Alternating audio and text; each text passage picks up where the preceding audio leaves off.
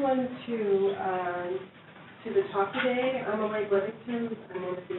I'm one of the associate directors here at BCTR, and I'm very happy to be here to introduce Dr. Sekher. Okay. For those of you who are new to the Bronson Brothers Center, you probably were wondering around looking for the building and then trying to find where we were and then finding us too. We used to be the state parking garage. And where you are sitting right now, they used to park trucks. This room, they used to park trucks in it. So that's it's a very interesting place. So we have material about the center out there that we'd like you to pick up if you're interested in the center. And we hope you have a good time when you're here and you're able to find Beebe again in the future. I am very glad to. I'm very glad to introduce. Dr. Sekher is a professor at the International Institute for Population Science in Mumbai, India. He's here this year at Cornell on a Fulbright. I know that some of you have met him through that. He is co-PI of the Longitudinal Aging Study in India, which is one of the International Health and Retirement Surveys. It's led by the Institute in Mumbai, but it's also done in collaboration with the Harvard School of Public Health and the University of Southern California. Now, what's so interesting about studying aging in other countries is countries other than the United States or other in Europe, where there have been studies of aging and retirement for a long time, is that in many nations are not fully through the demographic transition in which we found ourselves in the United States, with now more older adults dying of the diseases, chronic diseases associated with old age, rather than with infectious diseases. So the role of the international studies, because the whole world is aging, is to find out how the profiles of aging differ across different levels of economic development. So I'm very glad to introduce Dr. Sekher, who has a really great presentation. Thank you, Professor Elaine Whittington, and also for the Bronson Brenner Center for Translation Research for this opportunity to talk to you today on India's longitudinal aging study. Thank you for coming and also for your interest to understand this longitudinal aging study that was just launched in India in collaboration with a group of partners from US and as well as in India. Now, longitudinal aging study in India is designed to capture and investigate the social, economic, and health dimensions of India's older adults and elderly population. So we are starting with the 45 plus population onwards, the senior adults, and also the more focus is on age population. And it is undertaken jointly by the collaborative effort by International Institute for Population Sciences in Mumbai. IIPS started in 1956 as a joint effort of the Government of India and United Nations as the first demographic training center for the Asia-Pacific region. Now, IIPS, or the International Institute for Population Science, is a deemed university under Government of India, exclusively devoted for training and research in demography, as well as responsible to conduct large-scale national demographic and health surveys, including the India's demographic health survey, what we call it as National Family Health Survey, since 1992. So, Professor David Bloom from the Harvard School of Public Health and his colleagues, Professor Jinguk Lee from the University of Southern California and her colleagues, along with a big team at IIPS consisting of sociologists, economists, demographers, medical doctors, survey experts, and IT specialists, under the leadership of my senior colleague, Professor Arogyasamy. We are all working together to undertake this important study and one of the first longitudinal aging study in India, and considered to be the largest longitudinal aging study in the world.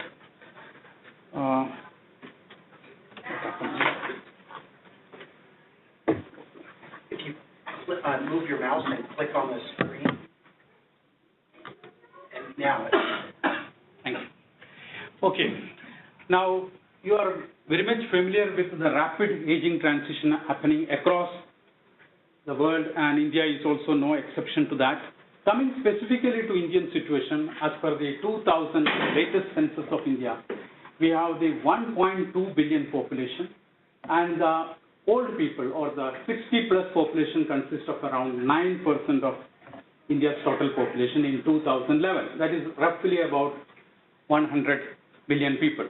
But the scenario is going to change drastically in the next 2 to 3 decades.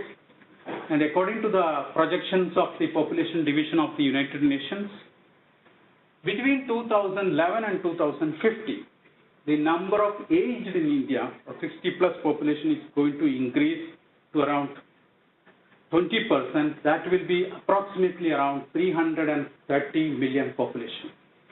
That will be around 20% of India's total population. The projected or estimated is 1.7 billion by 2050.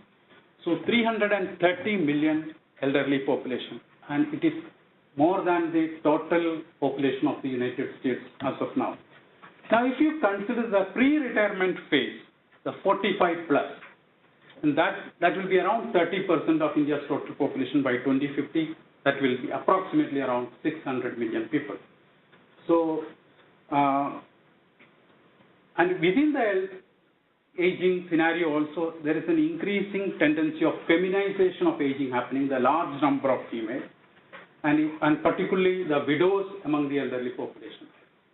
And if you look at the census figures,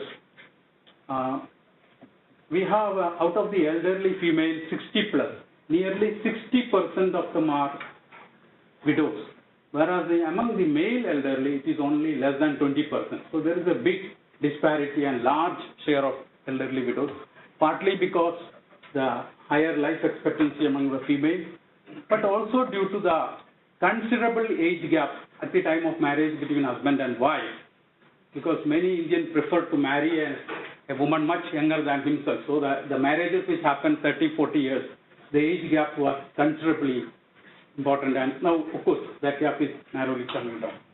So all this will have considerable implications for old age support, and so all this mainly happening because a rapid decline in the fertility that is also happening in India, and the increasing life expectancy of people. Just to give an idea, in 1950s, the life expectancy of an average Indian was 36 or 37 years. Now it has almost doubled, 69 years now. And if you look at the fertility scenario, it will be something like, in 1950s, it was 5.9 or 6 children per woman. Now the total fertility rate has come down according to the most recent demographic health survey of India that was carried out last year by our own institute, IIPS. It is around 2.2, the national average. So a lot of changes are happening with regard to the demographic transition. Now, why we need to think about LASI and design the LASI in this context?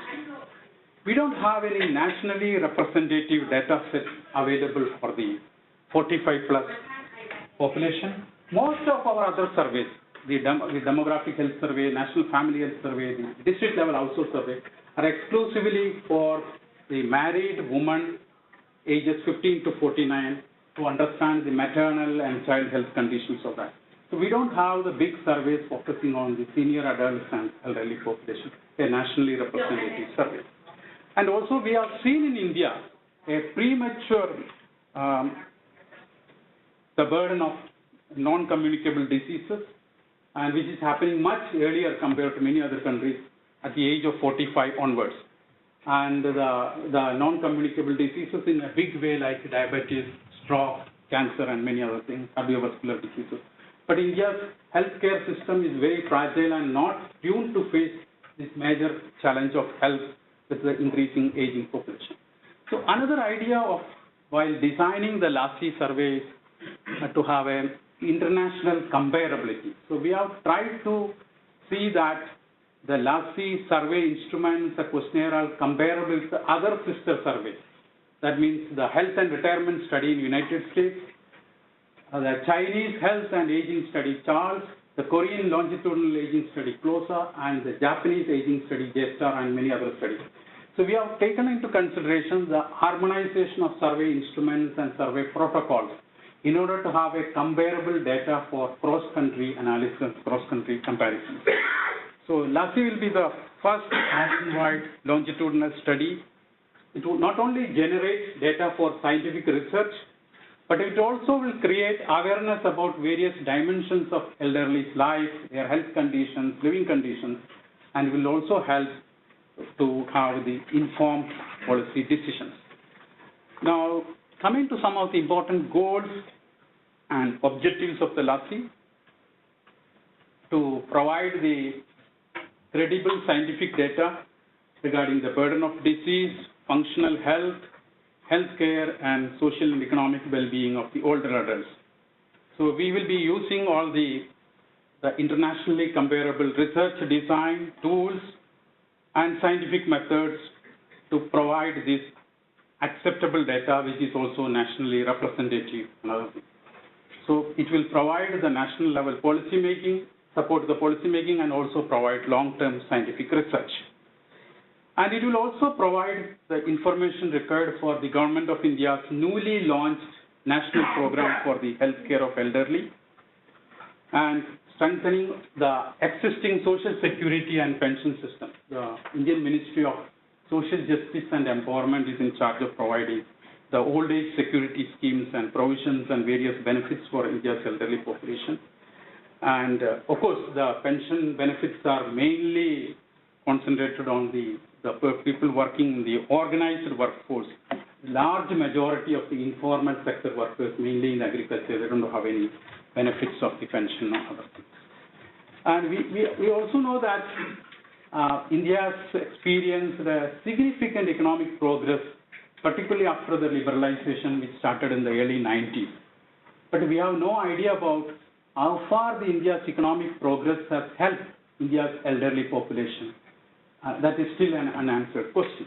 So many of the information what we are going to gather from this longitudinal survey will help us in understanding these issues with a scientific and empirical evidence. So broadly speaking, the LASI survey covers 4 dimensions. One is on health, disease burden and risk factors, both reported by the respondent and measured through actual health examination through biomarkers. Information related to healthcare and health financing, and a lot of questions on the family, social network, living arrangements, welfare programs, caregiving, elder abuse, and many other things. And we have a big section on the economic dimensions of the households and elderly, including income, wealth, consumption, expenditure, and many other issues. So let me give you some idea about this disease burden and risk factors, and the emergence of non-communicable diseases in a big way, much earlier than expected. And so we will have the information and estimates at the national level, state level, both for rural and urban areas, and also for various social groups, because we have considerable disparities with regard to educational status across social groups, across religious groups, and across states in India. And we'll have the self-reported and measured health conditions, provide an overall assessment of these conditions, and the risk factors like issues related to the tobacco use, alcohol consumption, physical inactivity, and all other issues. So we have questions related to that. The social determinants of communicable and non-communicable diseases, we will be able to understand that. And also finally, the demography of aging transition and the related aspects. Now, when it comes to the healthcare and health financing, we have a set of questions designed to capture healthcare utilization from various sources, from government and private sources. In recent decades, India is experiencing a mushrooming growth of the private healthcare providers, more profit motivated, and more in the smaller towns and bigger urban areas, but of course moving to the rural areas.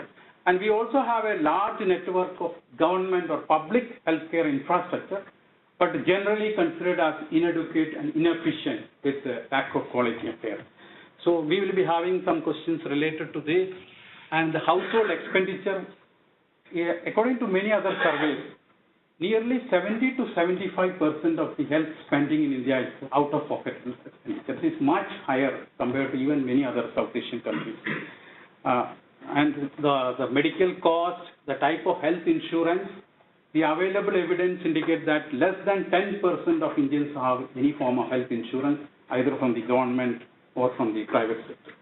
So issues related to the quality of care and all other things.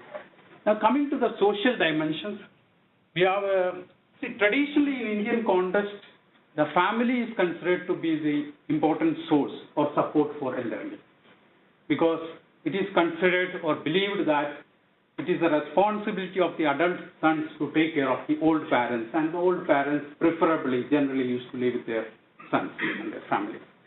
But India's family system, the multi-generational family system, undergoing big changes. A drastic change from the so-called joint family system to more and more nuclearization of families, more and more young people moving out in search of employment and leaving behind the older parents. There are changes in the attitudes and obligation towards elderly population by the younger generation, and there is a change in the generational views with regard to elderly care and all of these. So a lot of changes are happening at the family level and living arrangements, and this will have very important implications for the elderly's welfare, particularly those who are left behind to support themselves. So we'll have a lot of questions about the family, their social networks, relatives, financial support given and received by the family members, elderly, social activities, social participation, and the remittances and support received. We'll also have information about activities of daily giving, the support given to the other family members, those who are not able to manage on their own, detailed information of the older people on their social activities, religious and other activities, and also an important dimension of the elder ill treatment. Till recently, most of the surveys or even the researchers and even the government was telling that actually elder abuse is not a serious issue in India. But in recent decades, based on the micro-level studies, small-scale studies found that elder abuse is also happening in a big way, and some of the studies say that it may be around 20 to 30% of elderly are ill-treated, maybe economically, physically, emotionally, many ways of exploitation. So we are trying to capture that kind of discrimination, ill-treatment, both within the household and the outside the household, and also understand the satisfaction of the elderly people to the life as a whole, and also to the various dimensions of their living, their surroundings and community and all other things. So what are the things required for what we call a successive aging? So all those issues will be captured from the survey. Now coming to the economic dimensions, the elaborate set of questions capturing the economic dimensions of the household and as well as the elderly individuals, about their assets, expenditure, income, employment. And most of the Indian surveys, the income data is not collected directly because generally believed that the income data is grossly underreported or underreported. But we are making an attempt. But of course, we have the information from the consumption, expenditure, and all other things also, which we can compare other things. And related to the pensions and other savings, and less than 10% of the Indians have, mostly those who are in the organized workforce, have some form of pension. And the economically active older population, about their work participation rate. You may be surprised that according to the latest census, nearly 45% of the 60-plus population, particularly in the rural areas, are still working. And even after 70 years, they are continue to work. Not that they want to work, but they are forced to work to support themselves and to support their family members. So the work, and most of them are working in the informal sector, agriculture sector, with very low wages, which will have implications for their living conditions, health conditions. We also have the information about the housing conditions and also the food security and related issues. Now, what are the innovations with LASI. Apart from the information from the individual respondents and the households we selected, we are also gathering information about the community, the localities where they live, like the villages. We have a village schedule which captures the information about the village surroundings, the infrastructure facilities, socio-economic composition, and many other things. Similar way, the urban localities. We have a big list of biomarkers. A group of doctors and medical experts are working on it, and this will be collected through this during the survey. So we have a comprehensive coverage of health dimensions, economic dimensions, social dimensions of aging transition, biomarkers through the direct health examination, and we are also using the CAPI or computer-assisted personal interviewing to collect the data. And when we carried out the pilot survey for LASI a few years back, we surveyed 1,600 households from 4 states. And the reports and the study research papers and even the data is now publicly available for the use. And we are also using the more IT-based technologies for including the GPS and other barcode in housing. So broadly speaking, the LASI, the aim is to provide not only the national estimates for social, economic, and health conditions of India's senior adults and elderly population, but also to provide state-level estimates. So we have 30 states and 6 union territories. So the sample is spread throughout India to provide it. So we will be covering the aged 45 plus men and women of the selected household and their spouse irrespective of their age. If the spouse is even less than 45 of a selected respondent, she or he will be covered. And so the total sample size is around 60,250 45 plus individuals, and that includes around 30,000 60 plus or elderly population, and within that, around 6,000 will be 75 plus population. So the idea is to cover these households and individuals longitudinally for every 2 years for the next 25 years. And the first 2 waves, we are ready with the first 2 waves. The first wave survey is just launched in half of the Indian states just last month, and this will continue for that. Now, undertaking a survey of this magnitude and nature, covering not only social, economic, and survey issues, but also the biomarkers and health measurement, that is a major challenge, and covering the population or sample from throughout India. And many times when the national figures or national indicators mask the considerable regional disparities within India. Just to give an idea about that, in some of the Indian states, the total fertility rate is 1.5, 1.4 in 2016, last year, according to the DHS. But in some states, it is double of that, 3.2, 3. Some of the biggest states like Bihar and Uttar Pradesh. If you take the infant mortality rate, some states it is 8. It can be compared with the situation is compared with any of the developed nations.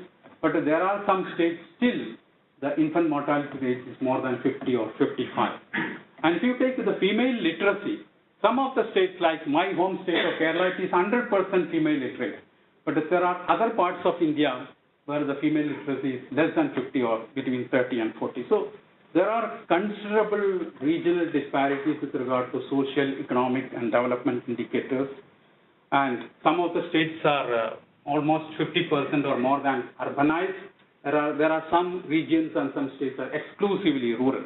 So a lot of big disparities across India. And when we plan to do the survey like this, and we need to, and it's not only that, regional disparities there with regard to social economic indicators, but also considerable variation with regard to their social composition, religious composition, even the languages spoken in different states. So we have to factor in all these dimensions when we try to design a survey of this nature, and also particularly a longitudinal survey of this magnitude. So administratively, we have 30 states and 6 union territories. So altogether, we have 640 districts. From there, we have the sub-districts, and from the sub-district, based on the 2011 census, that forms the basic sample frame for the LASI.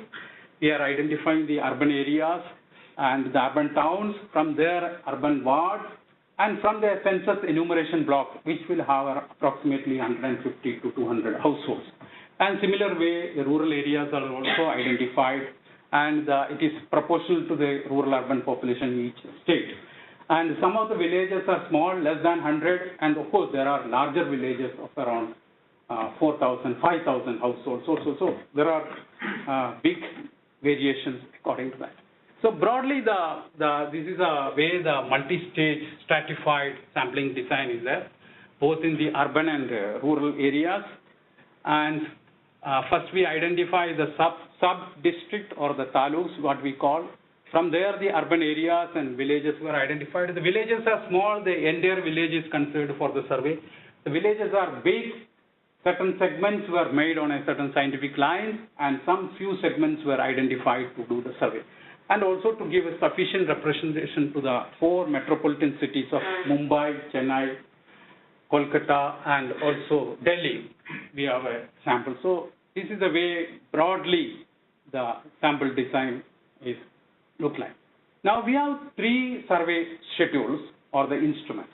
One is on the household schedule, which will be canvassed at the household level by any adult responsible member who can give information about the household details. Then we have the individual schedule, that is the 45 plus respondents of the selected households, which will include the biomarkers and also.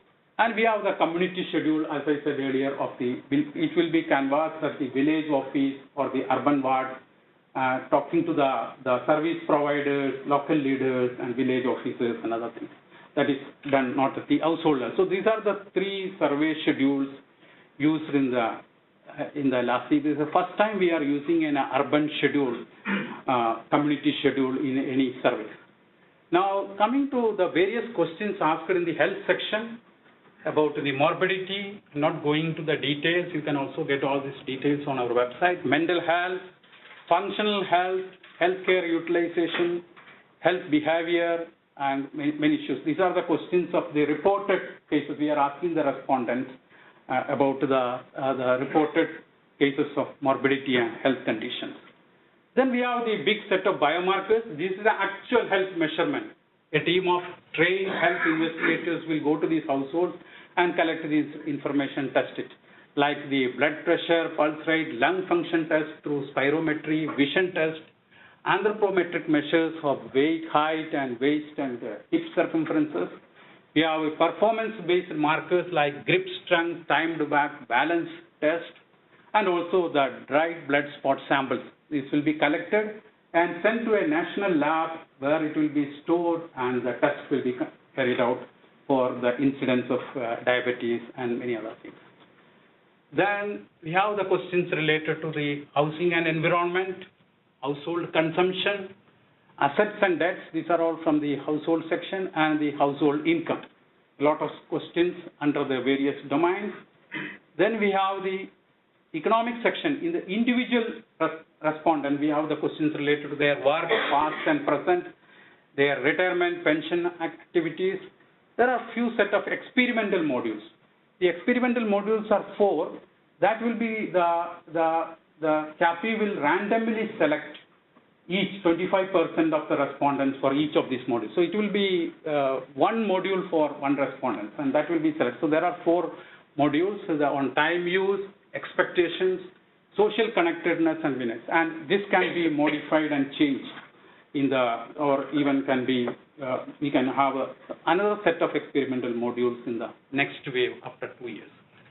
Now the social section, we have the questions related to family, social network, children, grandchildren, parents, siblings, their cohesiveness, living arrangement, support given and taken, intra-household decision making, social activities, psychosocial measures, elder abuse and ill treatment, both inside and outside of the household, life satisfaction, spirituality and religiosity. So a lot of questions on that. And we also have a small section on social welfare schemes. Government is implementing various programs for addressing to the problems of elderly, pension schemes, various other schemes. So we are asking the awareness about the schemes, the utilization of the schemes, If they are not able to avail those benefits, what are the reasons for that, and what are the factors for not able to, the various concessions given by the government, and why they are not able to make use of it, or why they are not interested in that. And let me also add here, in 2007, Indian Parliament passed a bill which is known as the Maintenance and Welfare of Parents and Senior Citizens Act, which mandates that in case of elderly or the old parents who are unable to maintain themselves economically, it is the responsibility of the adult children. It is mandatory for the adult children or grandchildren to look after and provide maintenance for these elderly parents who are left behind, who are economically not able to support themselves.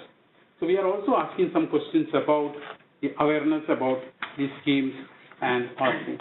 Then the community survey, the social environment, the population composition, and those things.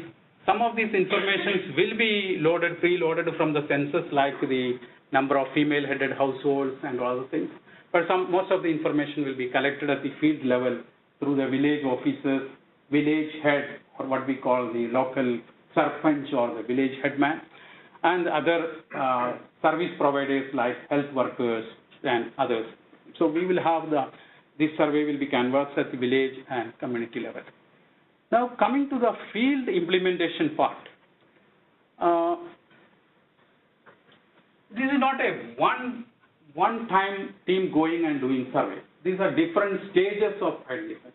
Though we used the 2011 census as a sample frame to identify the localities, both rural and urban, we are not going by the figures of 2011 about the number of households in each locality. We will have a separate team for mapping and listing of each of the households in the selected locality. So that operation will start in the stage 1, mapping and listing operation we are calling. So in a village, for example, in a village, in 2011 census shows it was 220 households. Now it may be 275 households. So the survey, a separate team of mappers and listers visit these villages well in advance, maybe 1 or 2 months before the actual survey, collect the basic information about the number of households and the address of the head of the household, number of persons in that household, 45 plus, 60 plus, 75 plus, and that will also help us to understand. So we will have a national level training of these survey agencies, because in each stage we have to identify a survey agency who are experienced in conducting this kind of surveys, who are familiar with the local language and local situations, because an organization like us based in Mumbai cannot undertake the survey throughout India. So we are depending on state level survey agencies who have a sufficient experience over the years, who are involved in the National Family Health Surveys and many other surveys with sufficient expertise in doing this kind of surveys. So we will identify these agencies. From there, we'll identify the coordinators. We'll give them training for the mapping and listing. And those people will go back to their respective states, recruit their field staff and train them under our supervision, and they will do the mapping and listing. And they will send that data to IIPS, and through a random procedure through programming, we will identify 25 or 30 households which will be surveyed by the actual survey team little later. So that is the first stage. And the second stage is on the real training of the investigators. So we identify the survey agencies from each of the states, and we will invite the senior coordinators.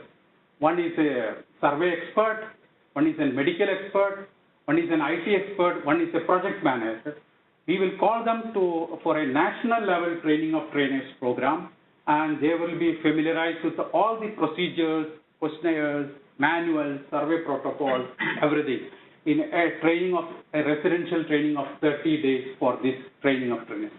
And after getting the training, these 4 leaders of their organization will go back to their respective states. They will identify, recruit the investigators with a certain minimum education qualifications and other things, and they will provide the training at the state level under our supervision. That training is of 40 days training for the investigator, including 5 days of field training, which includes the biomarkers, IT, and operating all other things. So that is the second stage in which the survey, the training and the survey will be done. So it is in two stages. One is the mapping and listing of the households, then identifying the households for survey, and then the actual survey by the survey team. And of course, supervision at the various levels, and including the government's medical colleges and regional geriatric centers, the doctors, medical doctors also will be part of the training for biomarkers and health measurement. So once the survey is done in a particular village, wherever it is, the data will be immediately transferred to the server at IIPS. So we are able to see the data and look at the data and see what are the problems and immediately give feedback to the survey agencies, finding that if some questions are missing and if they are interviewing too fast or too slow, what is happening. So we are able to identify the mistakes within 2 or 3 days of survey and provide the feedback to the survey teams, and to tell that which team is making more mistakes or more problems, or even which interviewer is doing that, because every interviewer have a separate code in the CAPI. So we are able to monitor.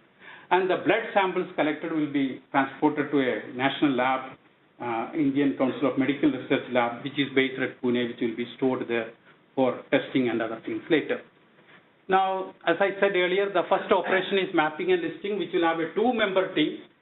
They will spend 2 days in that village or the urban ward, which is around 200 households. They will list all these basic details of the households, go around, and even give a number to each of the household in that area.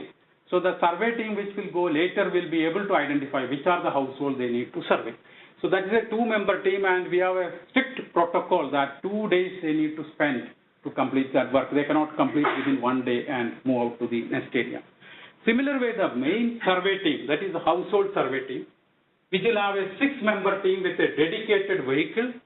They will have 1 supervisor, which will have 2 male interviewers and 2 female interviewers, and 1 trained health interviewer or health investigator with a paramedical background. So they were all trained, as I said earlier, 40 days of training at the state level, and this team will visit each of the selected survey locations, whether it is rural or urban area, and they have to spend 5 full days in that locality. So on an average, an interviewer will be able to do approximately 1.5 or 2 interviews a day. Many times one interview may not be able to, one household may not be able to complete.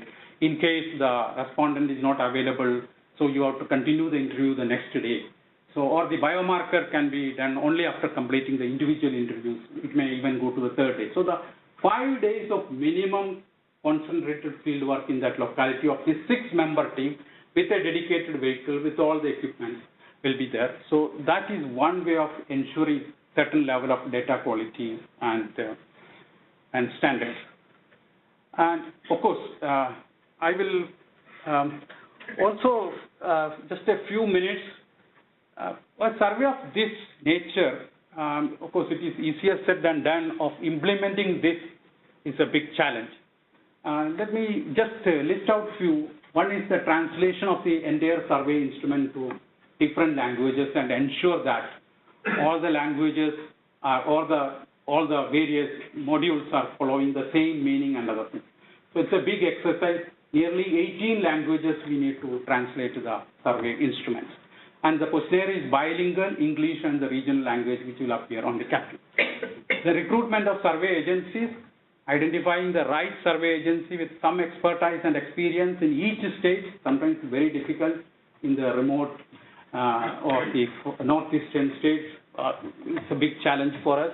And training of the field staff in respective states, and the monitoring the fieldwork operations. So our institute will be constantly having 1 or 2 persons placed in each of the states when the survey is going on. Otherwise, we cannot ensure. So they will be there from the first day of training at the state level till the last day of the survey.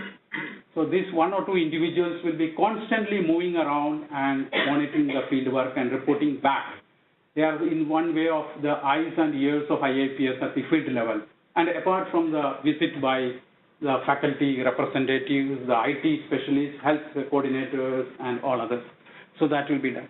We have an elaborate mechanism of monitoring of the field work. For the operational purpose, what we are doing is half of the Indian states will go survey first, Then after the survey is completed for optimum monitoring, optimum utilization of human resources and the survey instruments and all this, the survey will start in the remaining states. So it will be nearly a 1-year process to complete the survey in entire India. First half of the states will be done first, then after that is the remaining states will be taken. Response rate, by and large, our experience with many other surveys not bad, particularly in the rural areas, but in the urban areas, particularly in the high-income localities, there is a reluctance to participate in surveys, spend much time, and even sometimes even getting entry into the households or the societies where the flags and all other things. There are problems. And the biomarkers, it has both positive and negative aspects. In rural areas, what we observe, because of the biomarkers and health measurements, people are more interested to be a respondent, to participate in the survey, because many of them, maybe the first time they're having a checkup of the blood pressure or many other things. But in the urban areas, the situation is slightly different. Sometimes there are reluctance, particularly with regard to the collection of blood samples.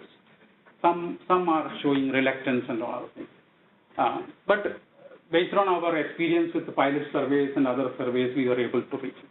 So with a very strict mechanism of training and very strong network of monitoring and supervision, and a group of, with all this, we are reasonably confident to generate a nationally representative, globally accepted scientific data on India's elderly population. That effort is on. Before just I conclude my presentation, let me just give you a 5 minutes video on LASI. The International Institute for Population Sciences, IIPS Mumbai, in collaboration with the Harvard School of Public Health and University of Southern California, USA, is undertaking the Longitudinal Aging Study in India. LASI is undertaken under the aegis of the Ministry of Health and Family Welfare, Government of India, and funded jointly by the Ministry of Health and Family Welfare, the United States National Institute on Aging, and the United Nations Population Fund, India. IIPS, with vast expertise and experience in conducting nationwide large-scale surveys, is the nodal agency to conduct LASI. Aging is taking place rapidly in nearly all the countries of the world. Global population has undergone marked changes over the past several decades. There is a substantial increase in the global share of older people aged 60 years and above during the last decades and will continue to grow, reaching more than 2 billion by 2050.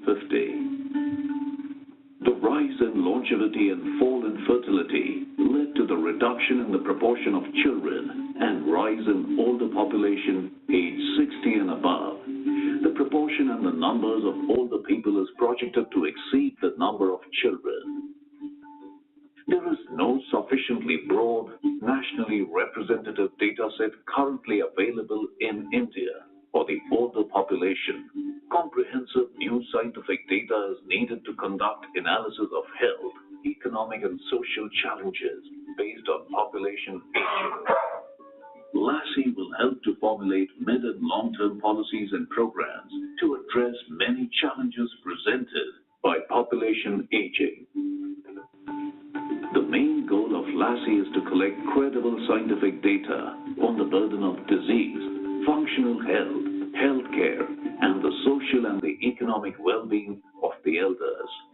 LASI data will be collected based on internationally comparable research design, tools, and will adopt cutting-edge scientific methods to provide the foundation for credible and acceptable database for national policy making and long-term scientific research. The objective of LASI is to provide comprehensive longitudinal evidence based on health, social and economic well-being of the elderly population in India.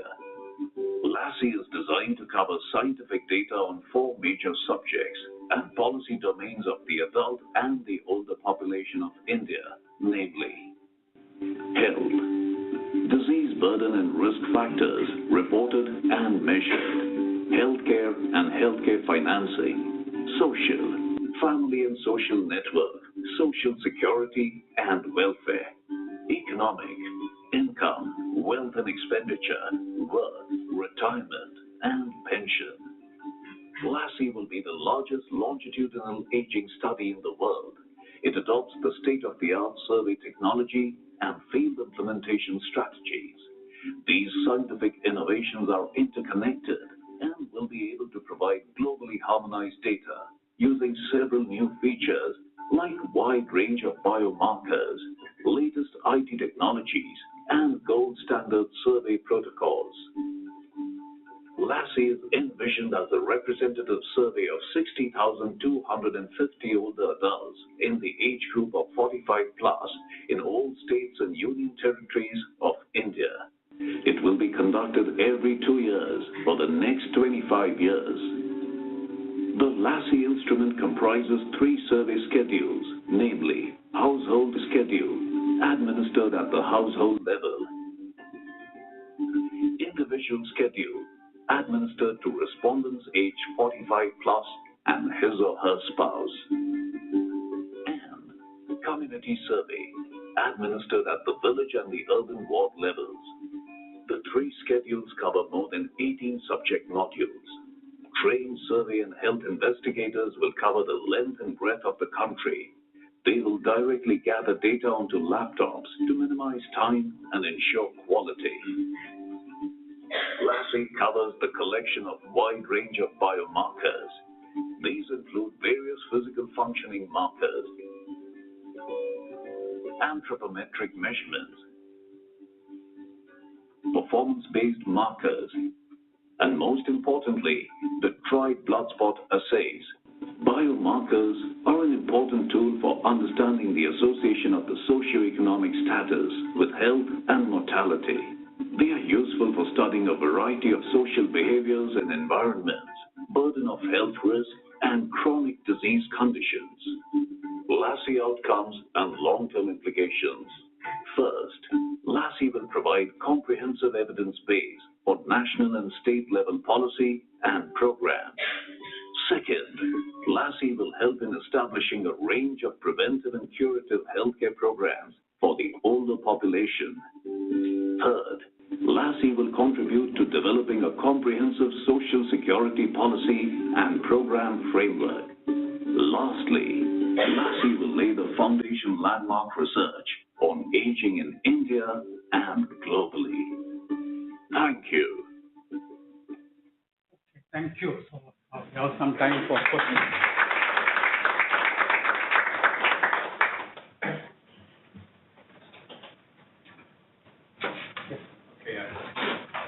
My head's going to explode. There's so much here. I guess the question I really want to answer is how much is it going to cost? So the data are national level and state level. So you can make reliable estimates for each state in India. Is that correct? Yeah. And then within that, each state, there's reliable data for urban and rural, or because you've got these village. So tell me about the sort of the geography of the data.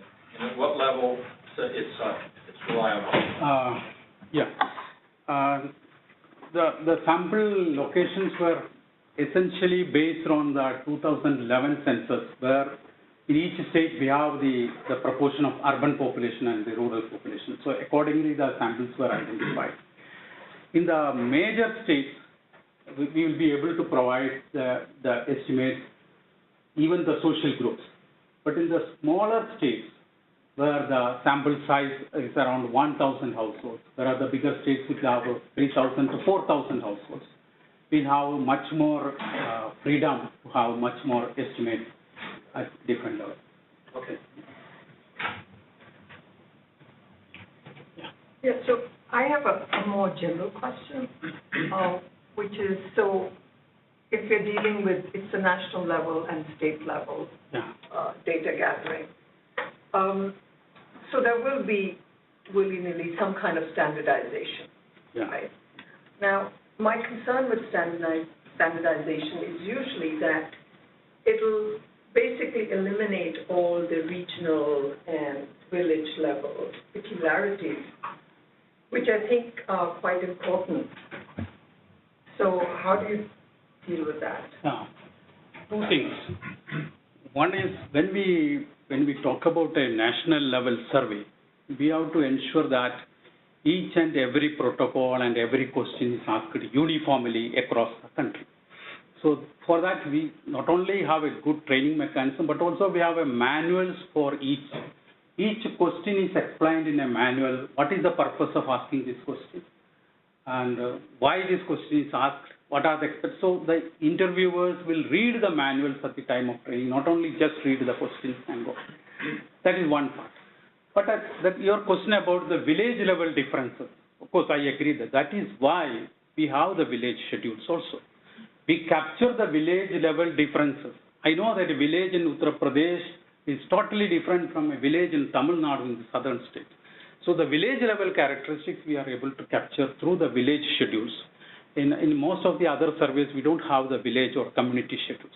So we get a reasonable good idea about the socio-economic characteristics, the composition of that village, the basic facilities available and all of things. So that will help us to understand. That is the idea behind introducing the community schedules, both in the rural. It is more relevant for rural areas, but it's also maybe applicable in urban areas. But you're not going to be able to make estimates at the village No. level. That's use the contextual characteristics. Yeah.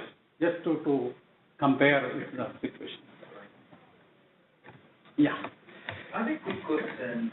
The Elderly Maintenance Act definitely one of the something is very important right now.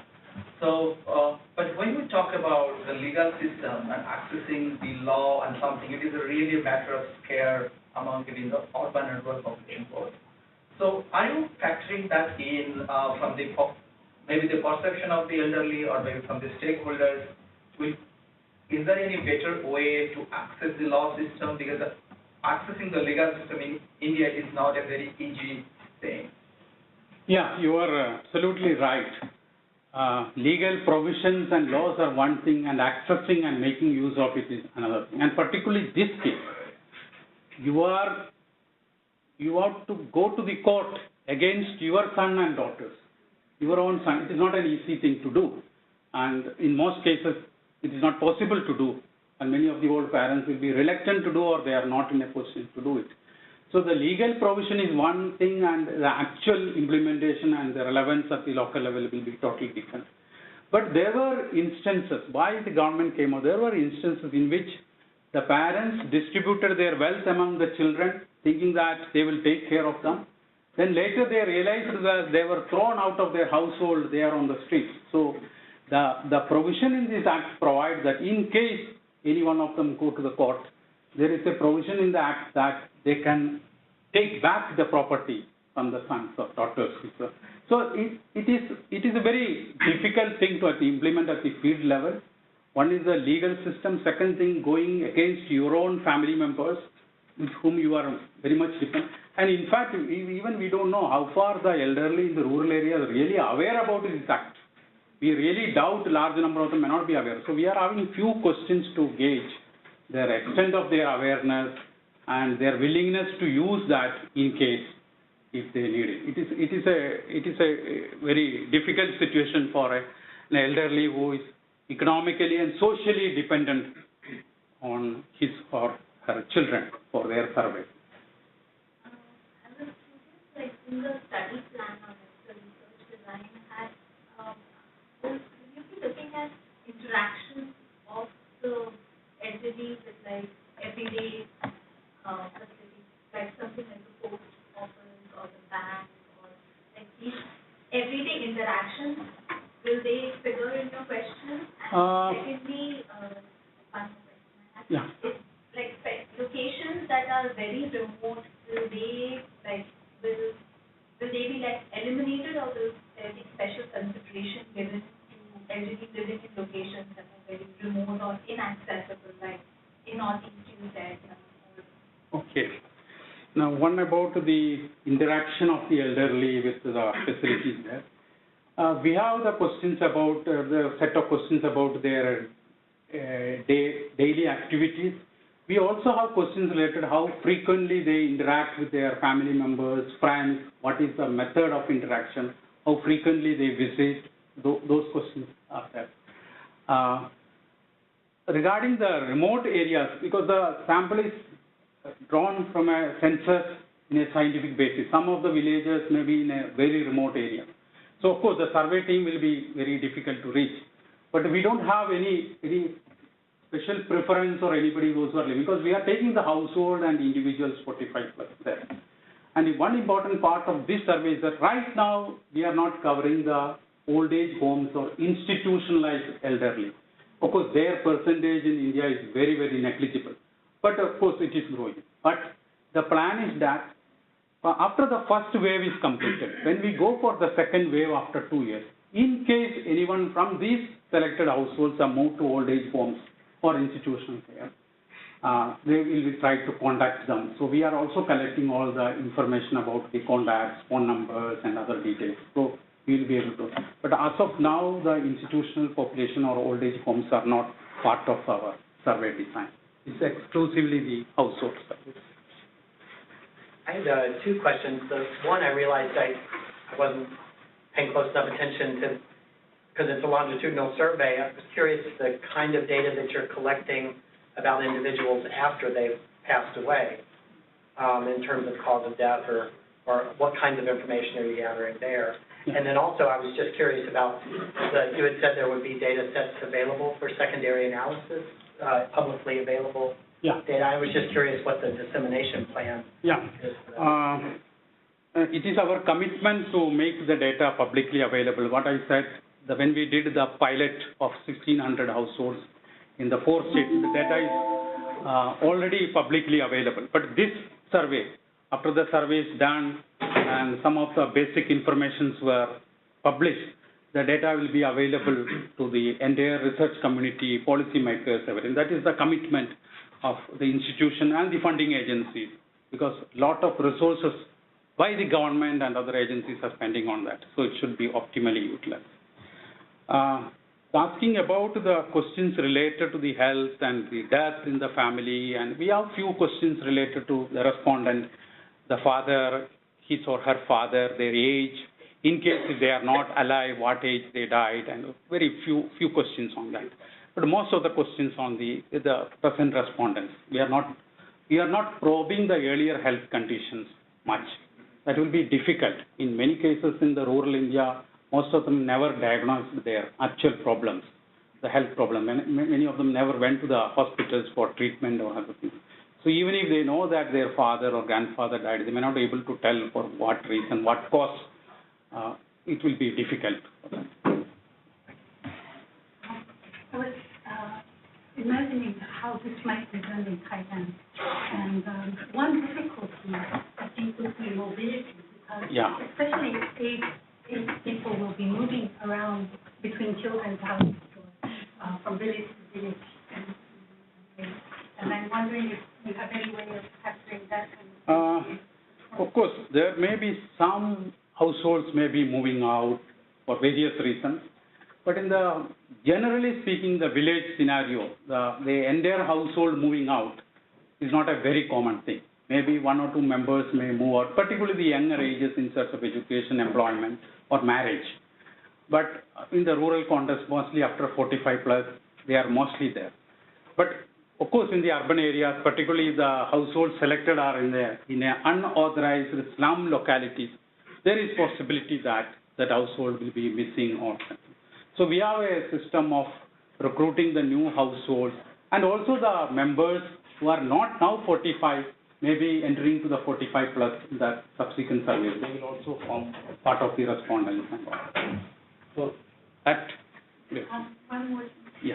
You mentioned that previously the only national level survey was on the reproductive women. Yeah. Is that also longitudinal? No. It was a cross-sectional survey, like the demographic health surveys carried out in different countries, more focusing on the reproductive and maternal and child health status of women, married women. It's a cross-section survey. So this is the first time a big longitudinal survey focusing on.